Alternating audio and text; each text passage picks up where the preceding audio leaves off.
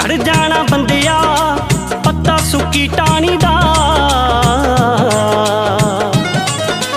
ਕੁਦਰਤ ਦਿਆਂ ਰੰਗਾਂ ਨੂੰ ਐਵੇਂ ਨਹੀਂ ਜਾਣੀਦਾ, ਕੁਦਰਤ ਦਿਆਂ ਰੰਗਾਂ ਨੂੰ ਐਵੇਂ ਨਹੀਂ ਜਾਣੀਦਾ, ਕੁਦਰਤ ਦਿਆਂ ਰੰਗਾਂ